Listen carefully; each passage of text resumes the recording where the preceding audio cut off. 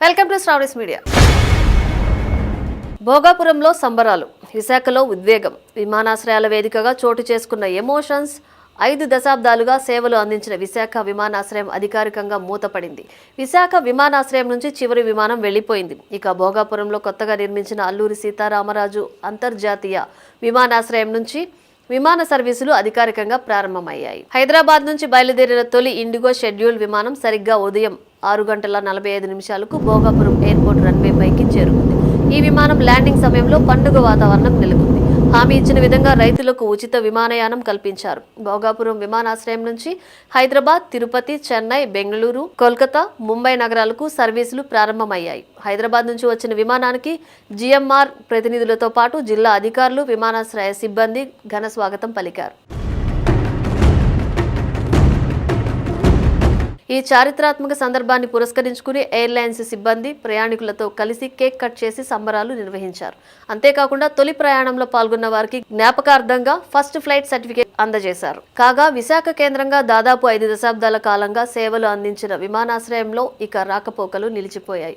విశాఖ నుంచి చివరి విమానం బయలుదేరే సమయంలో ఉద్విగ్న వాతావరణం ఏర్పడింది. సిబ్బంది ఎమోషనల్ అయ్యారు. ఇక్కడి నుంచి రాకపోకలు సాగించిన ఎంతో మంది ఎయిర్పోర్ట్ ఆవరణలో సెల్ఫీలు దిగుతూ తమ జ్ఞాపకాలను గుర్తు చేసుకున్నారు. ఇక ప్రయాణికుల కోసం విశాఖ నుంచి భోగాపురం రావడానికి 20 విద్యుత్ బస్సులను ప్రభుత్వం అందుబాటులోకి తీసుకువచ్చింది.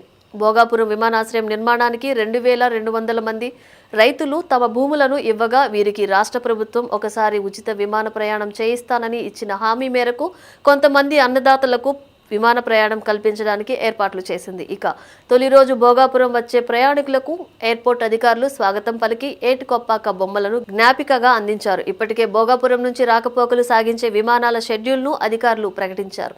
5 దశాబ్దాల అనుబంధం, మరిచిపోలేని అనుభవం. సముద్రం మీదుగా విమానం గాలిలోకి ఎగురుతుంటే విండో సీట్లో కూర్చుని చేసిన ప్రయాణం. ఇక ఇదంతా గతం. కోట్లాది మంది ప్రయాణికులకు రాకపోకలకు విశాఖ విమానాశ్రయం వేదికగా నిలిచింది.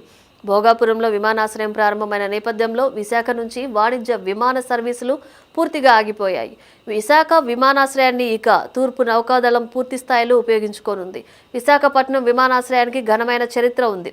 రెండో ప్రపంచ యుద్ధం సమయం 1941లో ఆంగ్లేయులు రాయల్ ఎయిర్ ఫోర్స్ కోసం ఇక్కడ చిన్న రన్వే ఎయిర్ స్ట్రిప్ నిర్మించారు. నౌకాదళం 1972లో ఇదే రన్వేను రక్షణ అవసరాలకు ఉపయోగించుకోవడం ప్రారంభించింది.